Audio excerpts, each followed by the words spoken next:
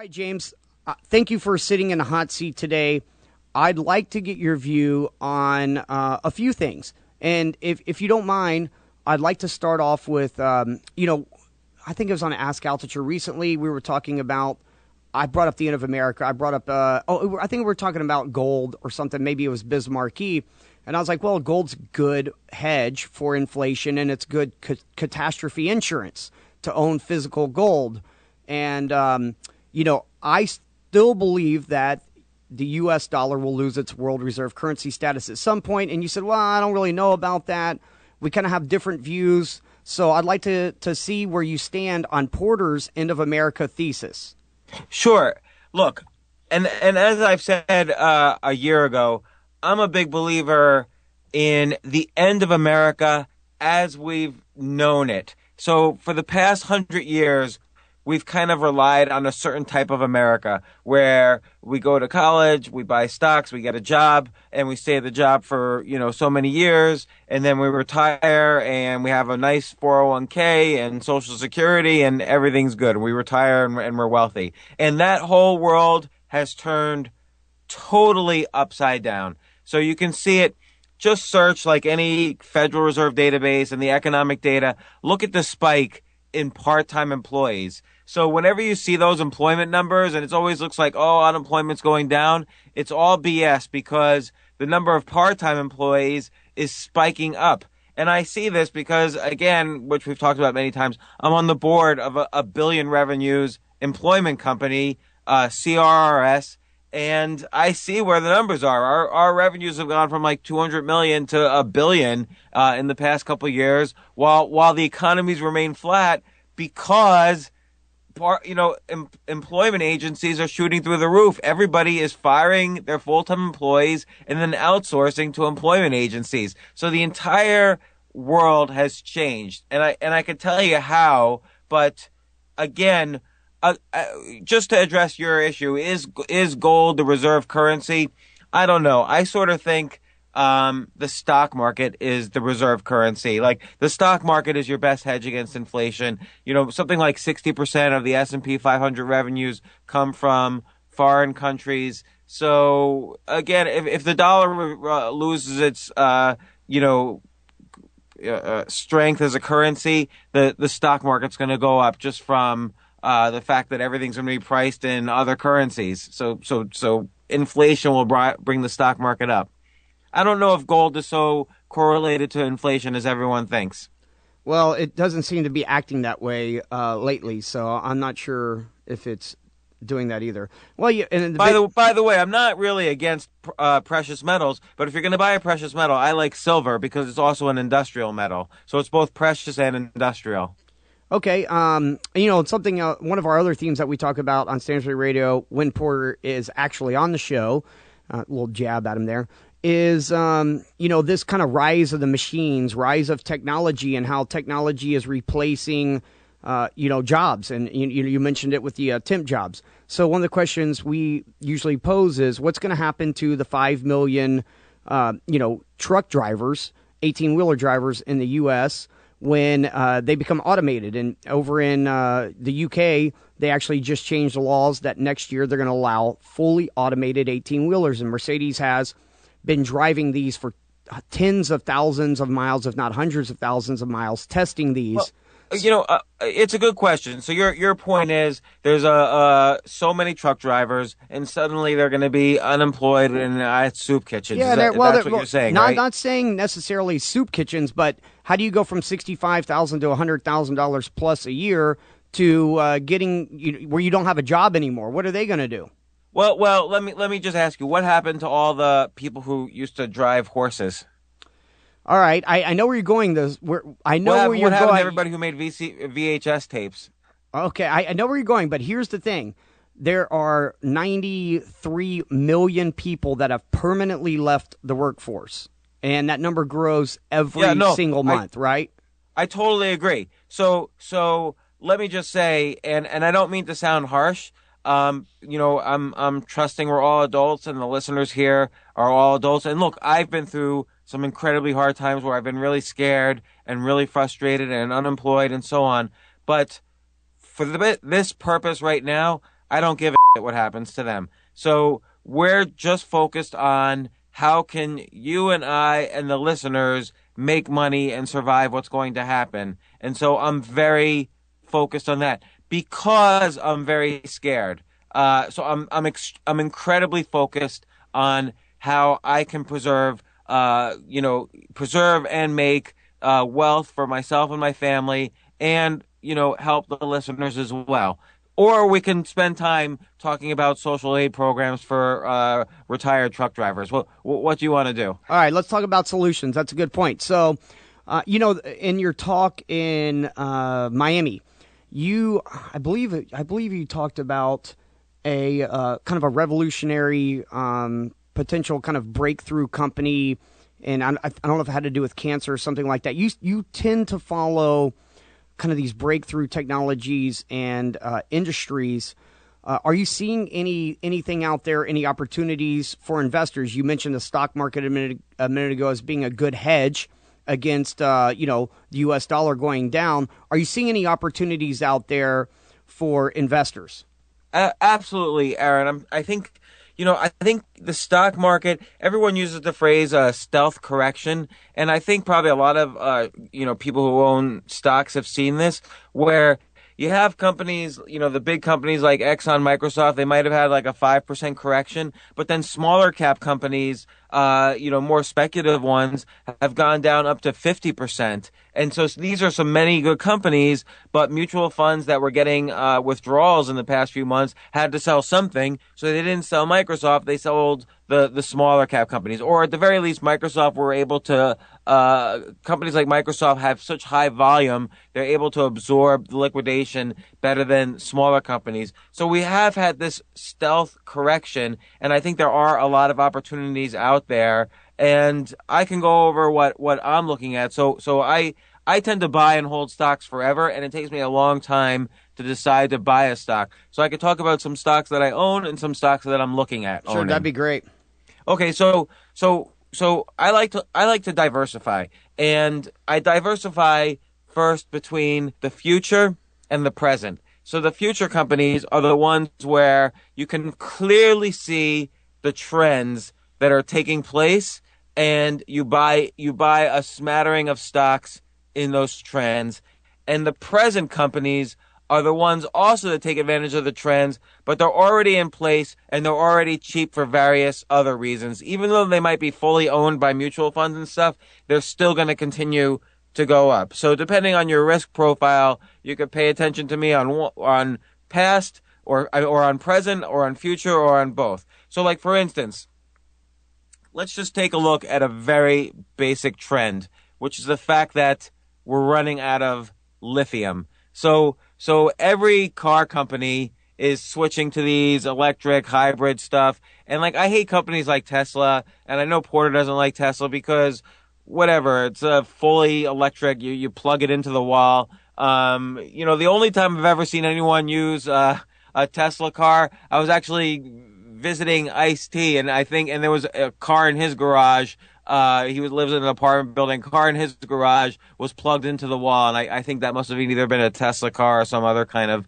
of Chevy Volt or whatever. But all of those pure electric cars are just not going to work. That said, every car company and every defense technology like trucks, tanks, drones, everything requires batteries. And all these wearable computers are going to require batteries. Robots are going to require batteries. So you just said, robots are going to replace humans. All of these things require batteries, and every battery requires lithium. And the U.S. doesn't make lithium. You know where we get lithium? China, and guess where else we get it? Don't say Russia.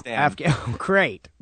So why do you think we've totally destroyed, we've like razed to the ground that country repeatedly? And I'm not just talking about after 9/11. Like, we started like arming people in the late 70s in Afghanistan, and that's exactly the people we're trying to wipe out right now in Afghanistan. We've destroyed that country because of natural resources like lithium. So if we can't get it from China, we know where we can get it, the country we've destroyed. So So you have two companies I'm going to talk about in this area. First off, very basic. Many people may already own it, but don't ignore Lockheed Martin. And I'm not saying they're in the battery space, but the reality is the U.S. military is in some kind of military action in over 74 countries. The U.S. military is not going to deal with small companies. They contract companies like Lockheed Martin, who then deals with the small companies.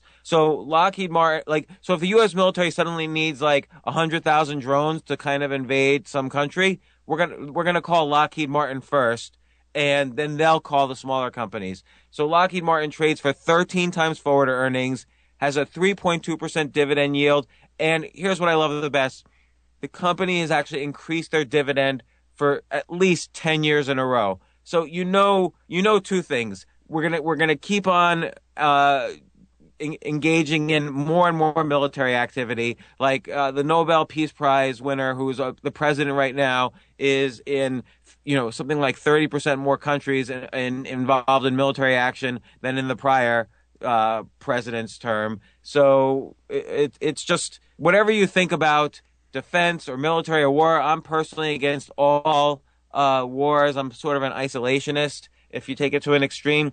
But as a hedge, you got to buy a company like Lockheed Martin, which is going to supply the drones, is dirt cheap right now at 13 times earnings, 3.2% dividend yield. You can't find a dividend yield like that almost anywhere else, except in a company I'm about to tell you in a few minutes.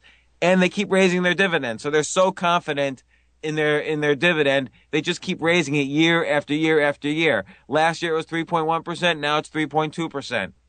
Yeah, and you know who else agrees with you on that is Richard Mayberry, who's kind of like the old school king of financial newsletters, and he believes. I didn't know that. Yeah, and he believes in his whole theory of chaos stand, which is that whole area over there is just always going to be, the Middle East, Africa is always going to be in turmoil, and he agrees you can't go wrong with Lockheed Martin. So you two have that in common. There's something like 50 wars happening in Africa right now, and we're supplying both sides. Yeah, it's crazy. So you can't go wrong with Lockheed Martin. And again, there's other defense companies. They might be good, they might not be. I'm not making an opinion, but I like, companies don't like to decrease their dividends. So when a company increases their dividends for 10 years in a row, you can have a fair degree of confidence they're going to do it the next year. Now, that's not always true, of course, but it's better confidence than if they don't increase their dividend for 10 years in a row. And I like a company's only worth something if you get money out of it. Else it's worth nothing. So Lockheed Martin, I like. Okay. And now here's another one. This is on the battery kick, because all these drones, and all of this rise in the defense industry and the hybrid car industry, they require batteries and energy storage and so on. So ENS trades for 12 times forward earnings. They're the battery guys. You can't get any bigger, better battery guy than ENS. And if we have trouble finding lithium, these are the guys who either pack up the lithium into batteries or they're working on alternatives. There's no alternative right now, by the way, to lithium. But if there is one, these are the guys who are going to make it. So ENS, either you're going to have steady growth or they're going to have explosive growth when we actually finally run out of lithium. All right, good point. Anything else that you're seeing out there? Do you like anything in anything related to the web or technology or anything in the biotech space? So tech space is kind of my original space. So I like Ambarella. Now, you've probably heard of GoPro, right? Do you have a GoPro camera? Yes. I don't have one, but GoPro obviously has been hot in the news, right? Because the IPO has really boomed. And I had a buddy write to me yesterday he's got a little bit of financial experience, and he said, do you think GoPro has a strong enough moat in order to keep people interested in? And I said, no, because it's a camera. Who can't make a waterproof GoPro's camera? A joke. It's like the flip camera was hot for like 30 seconds. I forgot about the died. flip camera. That's right. So, okay, so you have a competitor out here, potentially. Not a competitor, but who do you think supplies the camera trips for GoPro or for the Google glasses or for all the wearable computing that's going to happen in the future? It's Ambarella, AMBA. 26% increase in quarterly earnings. They're going to make the camera chips for the drones. They basically when you're being spied on by all the security cameras on the streets and in stores and stuff, it's Ambarella chips that are probably processing the image, sending it up to the cloud, doing all the kind of computation that's needed to find out if you're a terrorist or a spy or whatever. And this is the company that does it. They have their biggest customers. They just signed a deal with Google. What's Google going to use it for? Well, Google has these driverless cars. Google just made a $250 million investment in Uber, so you can guarantee that, Uber is going to turn into this massive driverless taxi system. Google has Google Glasses that I think are a failure, but lots of people love them and are buying them. So, Ambarella is the backdoor way to play it. Nobody even knows about it. AMBA, is it fairly priced? I think it's around like 17 times earnings. I would build, if you were to buy something like this, and I don't own it right now, I'm still looking at it, I would buy a small position and then wait for pullbacks. But this is a company that's not going anywhere. It's going to ride an enormous trend, enormous.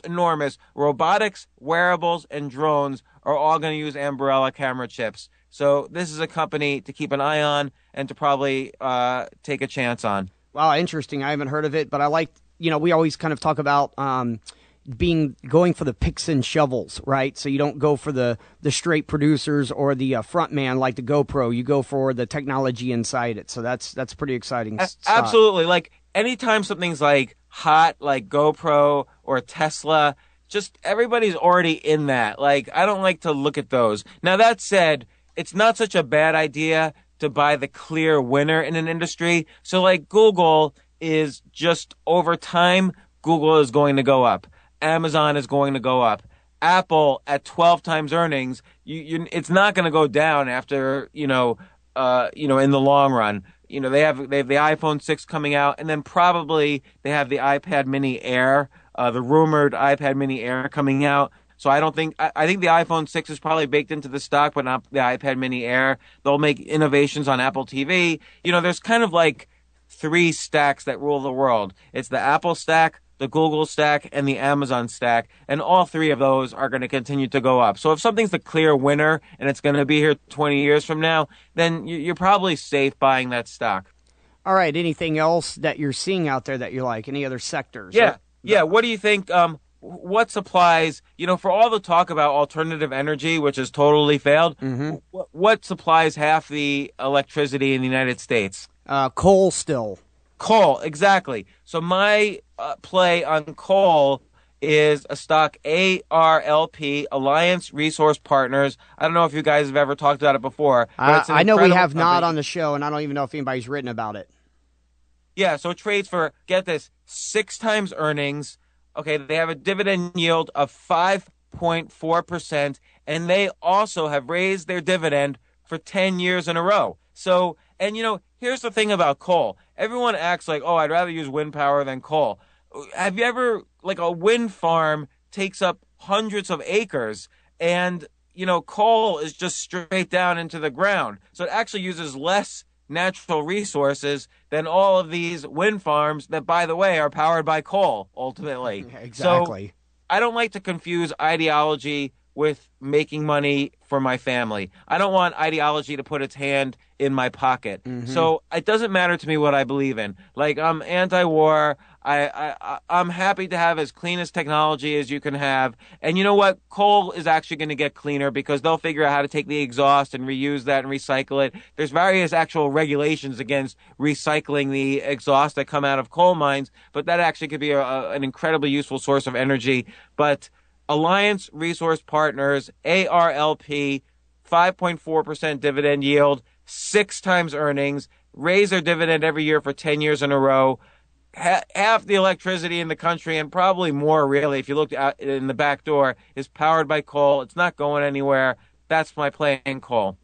Wow, this is like a Mad Money lightning round. I mean, you're giving more picks here than we've given in 2.5 years. Give me a sector. I've got to pick. Because, I'm a big believer in diversification, and I'm also a big believer in trends. So I'll give you a trend that I really believe in, and we've talked about it before. Everybody's getting older, right? So the average age is getting older. What happens when you get older? You get cancer. Like Aaron, do you have cancer, Aaron? Probably do. So you haven't been checked for Right. it. Well, Why haven't who you checked knows? for cancer? You always have cancer cells in your body. It just whether they grow or not, right? So I'm sure I do. I just it'll get me at some point, most likely. Well, you're actually dead on correct. Like we all have cancer cells in our body, and if you actually go to the doctor, they're going to scare you and tell you have cancer because we all have it. But when they really get scary is when you have like a tumor or when in order to determine if you have cancer, you have to get a biopsy. So they actually do an invasive surgery. They they break through your skin, take cells out, you send it to a lab, and then a week or two later, they tell you if you're going to die in 6 months or not. So I will never go to a doctor and get a biopsy. So if I'm going to die of cancer, I'm just going to die of it. But there are companies, and my favorite is a company called Trovagene. Disclosure, I own the stock, TROV. They don't do a biopsy. They take a sample of your urine, totally non-invasive, and they will tell you if you have something like pancreatic cancer or even HPV. Like they have a whole range of diseases. They'll analyze and tell you if you have that disease. So, for instance, I say pancreatic cancer for a reason. If Steve Jobs, so remember when Steve Jobs first came down with pancreatic cancer, he decided to go kind of a more organic route, like homeopathic Eastern medicine, right? Mm-hmm. And so it was only 9 months later he went for another biopsy and determined, look, guy, you're almost a little too late. We've got to do this whip up surgery to save you now. If instead of having biopsies, which are, you don't want to have a biopsy every week because it's surgery, if instead of that he had kept track of his cancer through just sending in urine samples, he would have known right away when the cancer was getting too late to cure. So companies like Trovagene that do non-invasive diagnostics of cancer, and again, prevention is the cure. And every insurance company and hospital in the world know this. That's why Trovagene's done deals with, MD Anderson, the Sloan Kettering, the top cancer facilities in the world. Trovagene's done deals with. They're all studying this approach. It's working. So it's just a matter of time there. The stock's at like 340. This is going to sound crazy. I'm holding this stock until it hits 70. So, I'll give you a reason why. And so I've been in the hedge fund business for 15 years or so. The guy who initially funded Trovagene, I have followed him into no less than 5 stocks. And in each case, I've gotten out with about a 500 to 600% return. And I always sold too soon. So this time I'm not going to sell too soon. It's the same guy. I can't say what his name is. I don't know where he is on the Trovagene cap chart. But this time I'm holding it basically until they get bought, which is going to happen eventually. All the ex-management of Sequenom is now the management of Trovagene, and it's just an incredible company. So that's a trend and a stock that I'm playing. Ooh, the aging population, prevention is the cure, and the fact that healthcare is so messed up. Who the heck wants to go to a doctor? I'd rather just, have non-invasive procedures diagnose me. Yeah, I totally agree with that. Something Porter and I talk about all the time. The profession of being a doctor is still it's still in the business of getting recurring payments from you, right? So they love to get somebody in and run panels and do any type of invasive anything. So you have all these follow-ups and, you become like a cash cow to them and their business. And I agree with you. Let me tell you something about doctors, okay? First off, anybody who sticks it out in the medical profession, highest respect. I hope you want to heal people. I hope you do well. But I wrote an article once for the Wall Street Journal, 5 horrifying truths about being a medical doctor. And the Wall Street Journal refused to publish it. Everything I wrote was backed by scientific research and was proven, and I cited all sorts of sources. Can you give some examples of this? Will you give a little bit of a breakdown of what you wrote? Kind of open up our eyes to this, because I'm curious. Yeah, absolutely. And I'll tell you who did publish it eventually. Who? Cracked.com. I don't even know cracked.com. What is it? Kind of like a myth busting type of thing, or like a truth? No. You ever read Cracked magazine when you were a kid? Never. it's like Mad Magazine. Oh, okay, I got you. I know Mad Magazine very well. It's just like a funny site. So I decided I wrote the exact same article, like no jokes. I just said 5 horrifying truths about your doctor. I actually had 7, but the editor's wife was a doctor, so he took out 2. Oh, wow. Okay, so all right. So what did you find out? Okay, well, one thing I found out was that here I'm gonna go to the article right now. Great. 'Cause I put this article up about a year ago. By the way, the article got about 1 million views. Wow. And 2,000 or 4,000 Facebook likes. You might bring that one back, recirculate that one. You know what? That's a great idea. Maybe I'll put that on Stansberry site. Yeah, why don't you put that in a rotation? That would be one interesting. Of their most popular articles. So basically, all right, here we go. 98,000 people die every year from mistakes doctors make. That's so absurd. It's an absurd number. Absurd. An absurd number. So if you want to save your life, basically, don't go to the doctor. And this doesn't even count wrong prescriptions or wrong diagnosis. This is mostly counts as like mistakes in surgery or whatever. Mm-hmm. In fact, more than 7,000 deaths occur every year because your pharmacist couldn't decipher the prescription the doctor gave you. So you got some overdose of whatever weird chemotherapy pill was being prescribed. So they just randomly picked something because they didn't bother to call the doctor's office and verify. They just said, this looks about like this. Yeah, and so consequently, doctors have the highest, it's the profession with the highest suicide rate, which is sad. And it's also, this is a study done by the American College of Surgeons. 15% of male surgeons and 26% of female surgeons suffer from alcohol abuse and dependence. So that doesn't mean great. They're coming in hungover. Yeah, coming in hungover or on the sauce that day doing some surgeries. Right, like they're abusing it. It right. doesn't mean they drink at night. It means they're abusing their fully drinking. Abusing it. Right, like hungover all the time. So, I don't know. There's more stuff like doctors are obese, much higher than the national average. They don't really follow their own advice. But in general, I'm going to try to, and I hope you try to, avoid doctors. Or at least, the real key thing is, I remember one time Claudia had Lyme disease. And while she had Lyme disease, there was some weird thing in her. I thought you always had it. Can you actually get rid of it? Or you can tame it? Yeah, you can get rid of it. You get antibiotics, but actually the antibiotics almost destroyed her. Yeah, antibiotics are terrible for you. Too much antibiotics like some Eastern medicine thing. But one doctor we went to said she had kind of this electric problem on the left side of her heart, and he actually suggested a heart transplant that we should consider a heart transplant. Yeah, can you believe it? No. So Claudia was like literally lying on the floor with Lyme disease. And she looks at me and she's like, get me out of here. So I literally had to carry her to the car. We were in a hospital and she got off the antibiotics and within a week she was better. Yeah, that's bad. I think also in that article, and I don't know, I would really like to get this, James.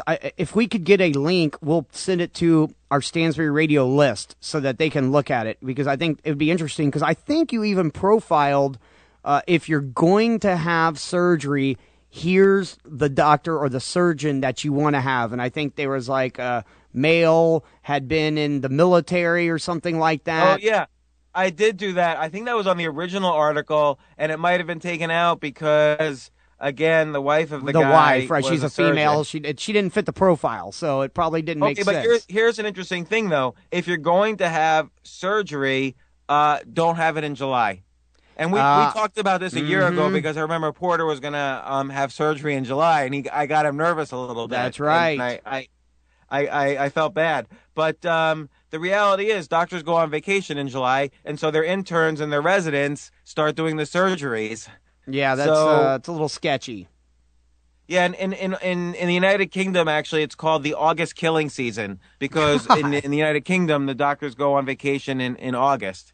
Okay, that's good to know. All right, James, let's switch gears a little bit before we wrap up the show. And again, I want to thank you very much for sitting in a hot seat and encourage all of our listeners that haven't tried out Ask Altucher shows or the James Altucher show to do so by going to stansberryradio.com. It has all the episodes up there, as well as they can go to iTunes or Stitcher.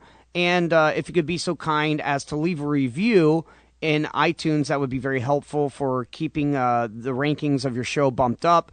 And I have to say, Aaron, thanks for having me on Porter's show, because I haven't talked about stocks in a year. And, I've spent 10 years like in the hedge fund business and talking about stocks and investing. And I know every hedge fund manager out there. I see what they're buying. And, I love this stuff, but I don't really focus on it on my podcast for the simple reason that people need a lot more help than deciding whether to buy Microsoft or Apple. Right now, the entire economy is turning upside down. But, I do really think that, buying the right stocks will help you increase, and preserve your wealth and help your family in times of hardship. So I do think this is an important topic. Yeah, I thought that it would be kind of like dripping from the faucet to get a stock pick out of you or some insight into a certain sector. I didn't realize it was like drinking from the fire hose. It's like you've been all bottled up for an entire year, not really focused on it, but your mind is built for finance. Like you said, you've been in the hedge fund world for so long. I mean, I'm on you the built board algorithms. of a public company, so I have to keep involved in what's going on every level. And, and being on the board of an employment company, I know the unemployment number 6 months before the government does. So I see everything that's happening. Yeah, and let's talk about that for a second. So I think a lot of times when people think of a temp staffing company, they think of like administrative assistant as opposed to a doctor. But that's not true, is it, James? No. We get calls from everybody. I'm not gonna name names, but if you're going to one of the big, if your company's being audited by one of the big 5 accounting firms, chances are we hire those accountants. Like, they actually work for us. If we hire lawyers, we hire IT professionals. We're in every single industry. We're all over the Fortune 500. And I'm not trying to brag about the company. I'm not recommending the stock because I'm on the board. But you could just look for yourself at the revenue growth and the company's got almost $1 billion in revenues in the past 12 months, has a $325 million market cap. We just got on the NASDAQ in the past year, so it's kind of been, underlooked by the mutual fund industry. So you can decide for yourself. All right, James, let's. But what I would like to do? I'm sick of economists. Mm-hmm. So I haven't read or looked at a Wall Street Journal in about a year or 2 years. But, I knew I was going to come on the podcast this morning, so I at least looked at the headlines when I went for my coffee this morning. Okay. And I couldn't even read past the headlines. Like, economists are so stupid about how they analyze the economy. I can't stand it. So I don't know, Aaron, if we have time, but I kind of wanted to give an actual history of the economy of the past 100 years. Let's hear it. In 60 seconds. So I don't know if you have even a better stopwatch or something. Actually, I am ready. Go. Okay. You had World War I. For the first time ever, Europe needed America's help, so America became the largest global economy, which is the first time ever. But then we backed out. We didn't get involved in all the reparations, so we boomed. Europe went totally down the drain because of all the problems with Germany and all the scapegoating and so on. But we then got dragged into it when we put a tariff bill, the Smoot-Hawley tariff bill, which isolated us from everyone else. We had the Great Depression, World War II. Men left, little boys left to start killing people in World War II. So women went to work. When the men came back, women didn't want to go back home, so we had double income families. The economy boomed in the 1950s. We moved to the suburbs. We bought 2 cars. We bought TVs. We didn't want to give it up. So 1960s came along. Inflation started. Johnson's Great Society started. Nixon took us off the gold standard. We kept having this desirous need for more and more money. So everything, we needed that inflation to keep feeling flush, but eventually it ran out until Reagan. Then we had the junk bond boom again to flush money into the economy. Then we had the peace dividend of the Soviet Union. We still wanted more and more money. So internet boom. Then Greenspan got panicked. So he used Y2K as excuse. He printed up money, housing boom. Still, we needed more money. We bought more houses. Housing boom collapsed. Now the only thing left is the government printing money. There's no other out. So the government has to keep printing money, has to keep boosting the stock market, or else there's no other way out where we'll lose all our money. And then what will happen to America? So that's your end of America story, history of the economy in the past 100 years. I love it, James. Well, look, thank you so much for joining me on Stansberry Radio. I really appreciate it. It's been far too long. And like I said, guys, please send us your feedback at stansberryradio.com. If you have something specific for James, send James an email to james@stansberryradio.com. And try out his shows if you haven't tried them out. And I know you have some big things working that we'll be announcing towards the end of the year. I think our listeners will be very excited to hear your ideas, because they're going to be financial. They're going to be how to increase your income. They're going to be how to become a millionaire without playing the foolish games that the government wants you to play and society wants you to play. Or that I have played in the past, too. I've been incredibly foolish in the past. And I'm looking forward to that. You know, I'm going to do everything I can to help you build that brand. So I'm excited. James, thank you so much. And for all of our listeners out there, we'll talk to you soon.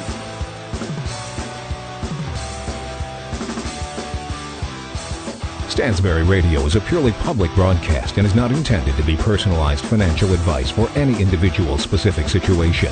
Each individual's financial situation is unique, and Stansberry Radio should not be relied upon and or considered as personalized advice. Stansberry Radio is not licensed.